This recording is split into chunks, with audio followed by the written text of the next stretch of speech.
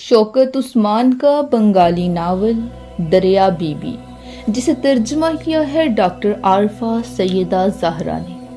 अगर आपने अब तक किताब दोस्ती यूट्यूब चैनल सब्सक्राइब नहीं किया तो फौरन कर लीजिए।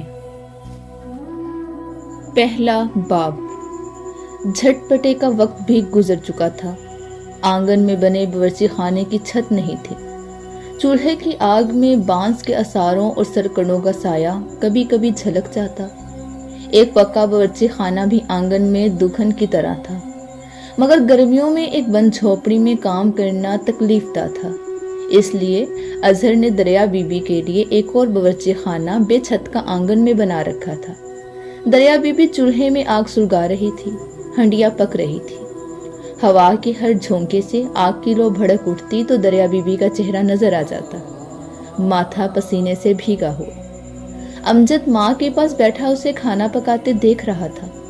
दूसरी तरफ कोने में अजहर खान उसका बाप भूसे के गट्ठे काट रहा था। मैंने बछड़े को सब जगह ढूंढ डाला अब्बा, अमजद ने कहा। वो बड़ा नटखट है और उसकी माँ भी वैसी ही है। अपने बछड़े को उसी तरह खोआई। अजहर कटा हुआ भूसा बेद की टोकरी में रखता जा रहा था। अचानक हवा से टोकरी एक तरफ को औंध गई और कटा हुआ भूसा उड़ने लगा।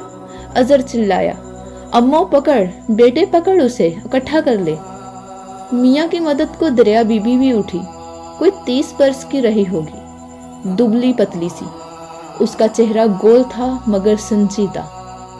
अमजद भूसे के तिनकों के पीछे इधर उधर दौड़ता फिर रहा था। देखो अब्बा, ये तो उड़े जा रहे हैं। हवा तिनकों को ऊंचा उड़ा ले गई। थकी हुई दरिया बीबी ने मियाँ की तरफ देखा और बोली, एक तो जिस तरह तुम काम करते हो। अजहर ने धीरे से कहा, एकदम से तो सब कुछ हो गया, पहले तो ऐसा कभी नहीं हुआ। उसके बाल बिखर गए थे। मुट्ठी भर भूसा पकड़े वो बोली, अम्मो जरा यहाँ आ बेटे, देख तो मेरी आंख में क्या पड़ गया। दरिया बीबी बैठ गई।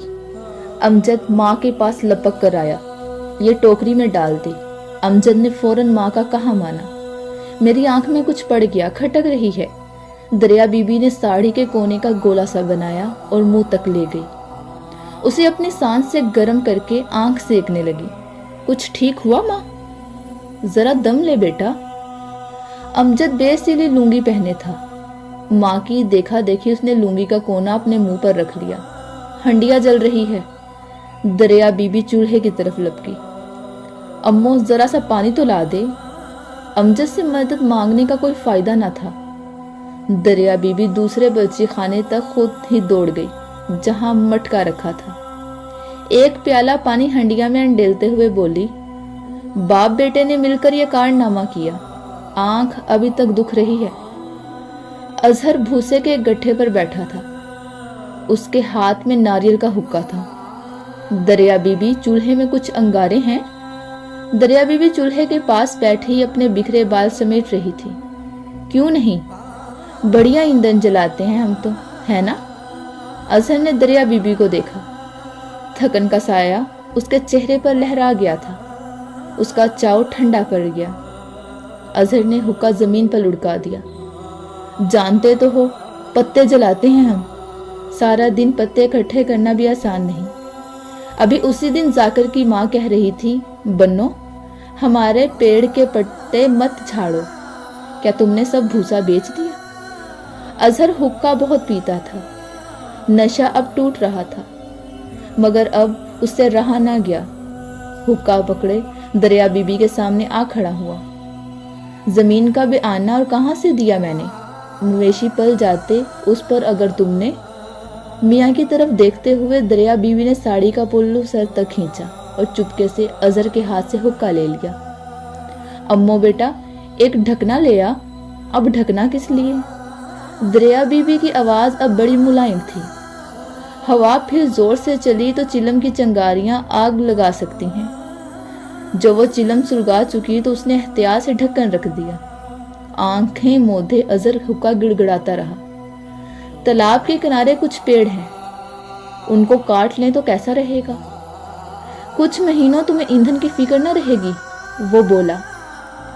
अगर तुमने काट लिए तो फिर क्या करोगे? जब तुम्हें जरूरत होगी तो क्या होगा?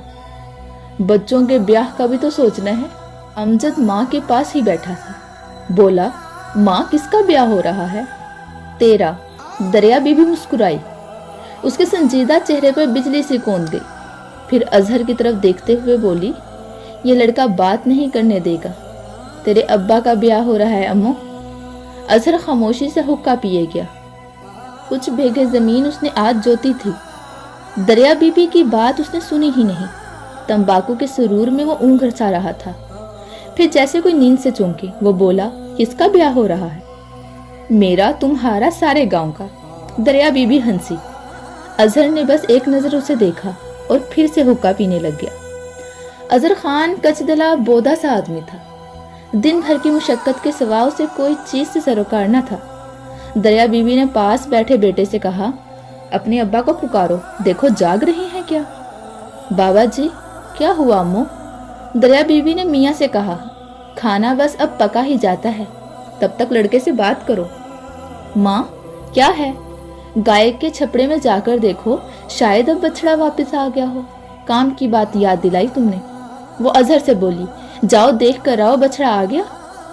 अजहर को इस बात का इत्मीनान था कि बछड़ा महफूज है, कल सवेरे आ जाएगा वो वापस, तुम देख लेना। अमजद चुपके से बोला, माँ इनसे कहो जाकर देख आएं। तुम जाकर क्यों नहीं देख लेते? सवेरे देखा जाएगा। सवेद बछड़ा अमजद का प्यारा था। उसके सिवा और कोई वजह उसकी परेशानी की ना थी। माँ, मगर आजकल लूमड़ियाँ, अमजद ने जवाब देते हुए कहा। अच्छा, तो आजकल लूमड़ियाँ खुद क्यों नहीं जाकर देख लेते? दरिया बीबी ने बनावटी गुस्से से मियाँ से कहा और बेटे से पूछने लगी, बछड़े को ढूंढने कहाँ तक गया था तू अम्मो? कब्रिस्तान तक। दरिया बीबी ने एक बर्तन उठाया और दूसरे बावर्ची खाने की तरफ चली गई। पश्चिम की तरफ एक झोंपड़ी थी जिसमें 2 कमरे थे जहां वो रहते थे। एक की छत पवाल की और दीवार बांस की चटाइयों की थी। उसके बराबर ही बावर्ची खाना था जिसमें बर्तन बासन रखे होते थे। बर्तन बावर्ची खाने में रखकर दरिया बीबी वापस आई। पुराने कब्रिस्तान भी गए थे तुम? पुराने कब्रिस्तान में शहीद दफन थे, नए कब्रिस्तान में नए मुर्दे दफन किए गए हैं।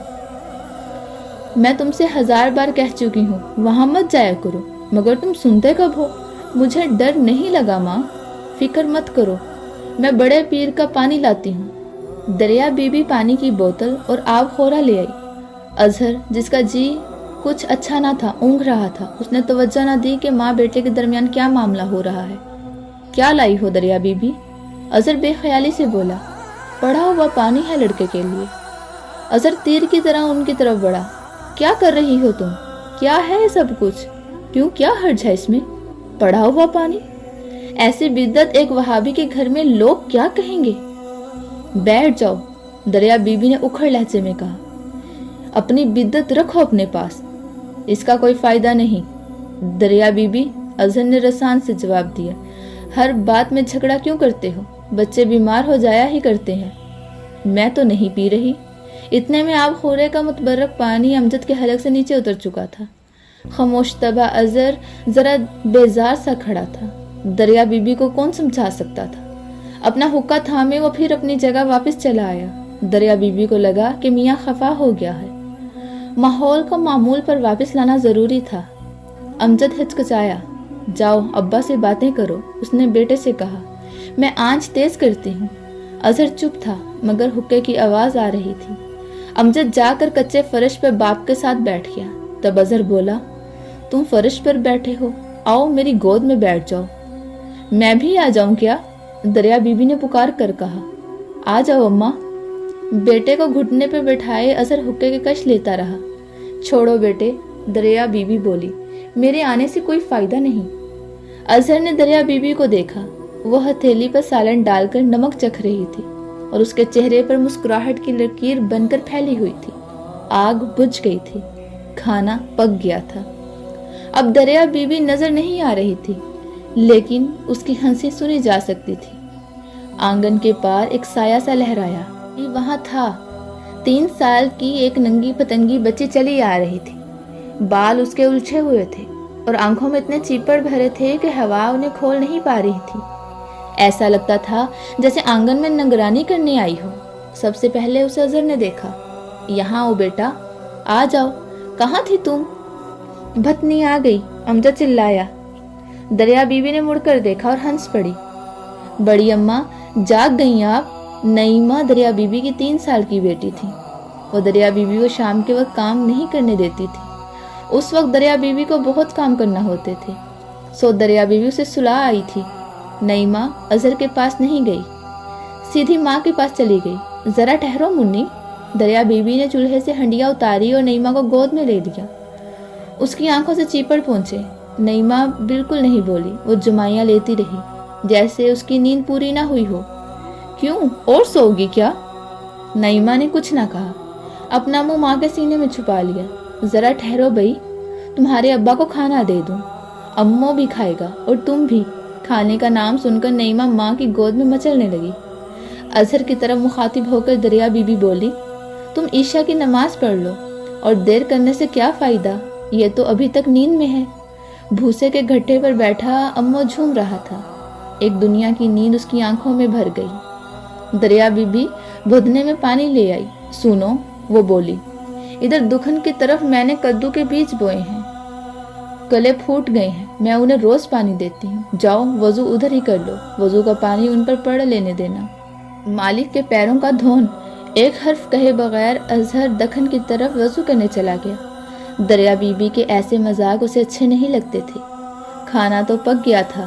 دریا بی بی نے چولہے کا منہ ایک برتن سے ڈھک دیا تاکہ ہوا سے جلتے پتے ادھر ادھر نہ اڑیں۔ آج رات کے لیے اس کا کام نبڑ گیا تھا۔ وہ ایک اور برتن میں پانی لے آئی اور نیند میں دھت امجد کے منہ پہ چھینٹے مارے۔ اٹھو بھی، سب کھانا کھا رہے ہیں، آج شام تو تم نے بالکل نہیں پڑھا۔ نعیمہ ابھی تک بڑبڑا رہی تھی۔ اظہر خان نماز پڑھ چکا تھا اور پھٹا پرانا مسلح لپیٹ رہا تھا۔ دریا بی بی کہنے لگی، ایک نیا مسلح نہ خریدنا، اللہ سے ہر بات میں بے ایمانی۔ ہاٹ میں 1.5 روپیہ مانگ رہے تھے ایک مسلح کا۔ بات یہاں ختم ہو جانا چاہیے تھی، مگر دریا بی بی بات نہیں چھوڑ رہی تھی۔ پھٹی چٹائی، ماتھا زمین پر لگتا رہے، جب لوگ کٹا پڑا دیکھیں گے تو کہیں گے کیسا نیک پرہیزگار آدمی ہے۔ پھٹی چٹائی لپیٹنے کے بعد اظہر نے منہ کھولا۔ اظہر خان اللہ تعالیٰ کو دھوکہ دینے کو نماز نہیں پڑھتا۔ اس نے جیسے اعلان کیا، میرے پردادا علی اسد خان کو ہر کوئی جانتا ہے، میں اس خاندان سے ہوں۔ میرے پردادا ایک پڑھے لکھے مولوی تھے، تو کیا مجھے بھی لکھنا پڑھنا سیکھنا پڑے گا؟ دریا بی بی تنگ سے بولی۔ اظہر خان کو اپنے خاندان کی توہین گوارا نہ تھی۔ عام طور پر وہ خود کو قابو میں نہیں رکھتا تھا، لیکن آج وہ صبر کر گیا۔ اس مسئلے پر تو تم بھی نماز پڑھتی ہو، اظہر نے کہا، تو کیا اپنے خیال میں تم بھی نیک اور پرہیزگار ہو؟ ہماری جنت تو تمہارے پیروں تلے ہے، اگر تم اسے استعمال کر سکتے ہو تو میرے لیے کیسے غلط ہو گیا؟ ایک لمحے کو اظہر خان سے غصہ برداشت نہ ہوا۔ پھر کچھ اور مت مانگنا، ایک چٹائی ہی تو ہے، اب میں ضرور لے آؤں گا چاہے کسی بھاؤ بھی ملے۔ اتنے خفا مت ہو۔ اس مسئلے پر ماتھا گھس گیا۔ اللہ تعالیٰ نے ہمیں ایک نیا خریدنے کی توفیق نہیں دی۔ اظہر چپ رہا۔ دریا بی بی کی بات نے اس کے سینے میں ہلچل مچا دی تھی۔ وہ بہت گستاخ ہوتی جا رہی تھی۔ وہ غصے میں بھرا کھڑا رہا، پھر اس نے 3 بار لا حول پڑھی۔ بچوں کا ذرا دھیان رکھنا، میں تالاب تک جا رہی ہوں۔ سارے دن کے بعد یہ گھڑی چین کی اسے نصیب ہوئی تھی۔ شام کی ہوا سرسرا رہی تھی۔ وہ اپنے ساتھ کہیں دور کھلے پھولوں کی خوشبو بھی لے آئی تھی۔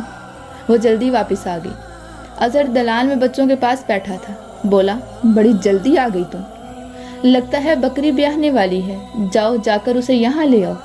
نہیں، وہ ابھی نہیں بیاہے گی، گھڑی گھڑی تو وہ ممیا رہی ہے، اگر کہیں رات کو بچہ دے دیا تو وہ بچڑا ایسا بدذات ہے، لات مار کر مار ڈالے گا۔ تالاب ایک اجڑے گھر سے ذرا پرے تھا۔ تالاب کے اتر کی طرف گائے کا باڑا تھا، جہاں گائے بکریاں بندھتی تھیں۔ تالاب کے چاروں طرف لمبی گھاس میں سانپوں کی بن آئی تھی، اس لیے اظہر کا جی جانے کو بالکل نہیں چاہ رہا تھا۔ کچھ اور کہے بغیر دریا بی بی ورچی خانے میں چلی گئی۔ وہ پیالے میں سالن نکال رہی تھی، لیکن اس کے کان بکری کے ممیانے پر لگے تھے۔ نعیمہ اپنے ہاتھ سے نہیں کھاتی تھی، سو جب سب کھانا کھا چکے تو دریا بی بی نے اسے اپنی گود میں لے لیا۔ اونگتی ہوئی نعیمہ ماں کے ہاتھ سے خاموشی سے کھاتی رہی۔ دریا بی بی کے کان ابھی بکری کی آواز پر لگے تھے۔ یہ بے وقوف جانور اس غریب خاندان کے لیے ایک سرمایہ تھے۔ پچھلے سال بھی باڑے میں 2 میمنوں کو گایوں نے مار ڈالا تھا۔ اب پھر تو ایسا نہیں ہونا چاہیے۔ اگر وہ دونوں اب ہوتے تو اچھے داموں بک جاتے، کچھ پیسے ہاتھ آ جاتے۔ ابھی اگلے ہی دن بیوپاری انہیں پوچھ رہے تھے۔ کھانے دانے سے فارغ ہو کر بھی چین کی ضمانت نہ تھی۔ بادل گھرے ہوئے تھے، اگر رات میں مینا برس گیا تو آنگن میں رکھے اپلے گیلے ہو جائیں گے، اور صبح چولہے میں آگ کیسے سلگے گی؟ سوکھی پتیوں پر عورتیں لڑ لڑ کر مر جاتی تھیں۔ دریا بیوی ٹوکری میں اپلے جمع کرنے کو دوڑی، وہ نہاد ہو چکی تھی، اب اسے پھر اپلے چھونا پڑیں گی۔ وہ آسانی سے تھکنے والی نہ تھی، لیکن آج اس کا برا حال تھا۔ امجد ماں کے پاس نہیں سوتا تھا، وہ دوسری جگہ ہوتا تھا۔ اظہر خان کی دور پار کی ایک چچی تھی، عاشق جان۔ اسے نہ ٹھیک سے دکھائی دیتا اور نہ ڈھنگ سے سنائی دیتا تھا۔ وہ اس گھر میں اس لیے رہتی تھی کہ اس کا کوئی ٹھکانہ نہ تھا۔ گاؤں کے کھاتے پیتے مسلمانوں کی زکوٰۃ، خیرات، عید اور محرم اور دوسرے تہواروں کے صدقے خیرات پر ان کی گزارا تھی۔ وہ اندھیرا ہونے سے پہلے اپنی کوٹری میں چلی جاتی تھی اور پھر کہیں جانے کو نہ نکلتی تھی۔ وہ کھانا بھی گھر میں کھاتی تھی۔ امجد اس کے پاس گھس کر سوتا تھا۔ عاشق جان یوں تو آہٹ سے بھی جان جاتی، لیکن اپنی کمزور نظر کی وجہ سے لڑکے کا دھیان نہیں رکھ پاتی تھی۔ دریا بیوی رات گئی اٹھی اور اندر والے دروازے سے کوٹری میں آئی تاکہ امجد کو دیکھ سکے۔ امجد بے سود سوتا تھا۔ وہ اکثر کروٹ لینے میں فرش پر سوتا ملتا۔ ہاتھ میں چراغ پکڑے دریا بیوی نے اسے کو دیکھا، لیکن وہ بھلے مانس بچی کی طرح سوتا رہا۔ پیروں کی چاپ سے عاشق جان کی آنکھ کھل گئی۔ اظہر ہو کیا؟ نہیں دریا ہوں خالہ۔ کیا بات ہے دریا بو؟ ایسے ہی آئی ہوں۔ سارا دن جتی رہتی ہو، جاؤ جا کر اب سو رہو۔ اچھا دریا بو، عاشق جان پھر بولی، اب تم آ ہی گئی ہو تو ایک گھونٹ پانی دے دو، میں اندھیرے میں ٹامک ٹوئیاں مارنے سے بچ جاؤں گی۔ دریا بی نے گھڑے سے پانی انڈیلا۔ دریا بو، صبح میں ساتھ کے گاؤں میں جاؤں گی، شاید کوئی کپڑے ایک ٹکڑا دے دے، پچھلی عید پر مسلمان منشی نے مجھے دے دیا تھا، اللہ تعالیٰ ان پر اپنا کرم کرے۔ دریا بی بھی اس وقت شاید برس پڑتی، اگر اتنی رات گئی انہیں باتیں سوجھ رہی تھیں، لیکن وہ خاموش رہی۔ دریا بی بی کے جاتے ہی کمرہ پھر اندھیرے میں ڈوب گیا تھا۔ بہرے پن کے مارے عاشق جان اپنی آواز کا اندازہ نہیں کر پاتی تھی، چلا کر بولی، جانے کم وقت زمانے کو کیا ہو گیا ہے، لوگوں کے پاس اتنا بھی نہیں کہ غریب کا معمولی کپڑے کا ٹکڑا ہی خیرات کر دے۔ دنیا کا آخری وقت آ گیا ہے، کانے دجال کے آنے میں اب زیادہ دیر نہیں، 14ویں صدی ہے، قرآن مجید تو غلط نہیں ہو سکتا نا۔ ذرا دیر بعد عاشق جان کو احساس ہوا کہ کمرے میں کوئی نہیں ہے تو وہ چپ ہو گئی۔ پھر اپنے سفید بالوں میں جوئیں ٹٹولتے اس نے ایک آہ بھری۔ دریا بیوی کے لیے لیٹنا دوبھر ہو گیا۔ بکری اگر اس وقت بیاہی تو اکیلی اس کام سے نہیں نمٹ پائے گی، اسے اظہر کو جگانا پڑے گا۔ سنو، بکری تکلیف میں ہے۔ دریا بیوی نے میاں کی بات کی تعمیل کی۔ اظہر اٹھ بیٹھا۔ میں جا کر دیکھتا ہوں، چراغ جلاؤ۔ اظہر نے دروازہ کھولا اور دیکھا کہ بادل گھر گھر آ رہے ہیں اور ہوا تیز سے ہو گئی ہے۔ طوفان کسی گھڑی آ سکتا تھا۔ تالاب کنارے لگے پیڑ لگتا تھا ٹوٹ کر گر پڑیں گے، یوں لگتا تھا جیسے جنگل میں ایک وحشی ناچ رہا ہو اور دیوانوں کسی ہنسی ہنستا ہو۔ چاروں طرف کراہنے کسی آوازیں گونج رہی تھیں۔ چراغ ہاتھ میں لی دریا بیوی احتیاط سے آگے چلتی رہی۔ گائے کا باڑا گھر کے پاس تو بنا لو، اظہر بولا، لیکن جگہ کہاں سے آئے گی؟ یہ تو رائے صاحبوں کی عنایت ہے کہ تالاب کنارے باڑا بنانے کی اجازت دے دی۔ دریا بیوی کو چراغ کی فکر تھی، اسے اظہر کی بات نہیں سنی۔ ایک روندوں کی گھنی جھاڑی کنارے پر پھیلی ہوئی تھی۔ اظہر نے ایک چھڑی سے اسے راستے سے ہٹایا۔ انہیں بڑی احتیاط سے پاؤں اٹھانے تھے، پگڈنڈی کانٹے دار ٹہنیوں سے بھری پڑی تھی۔ باڑے کے سامنے پہنچ کر انہوں نے سوکھا سانس لیا۔ بکری کا کراہنا اب سنائی نہیں دے رہا تھا۔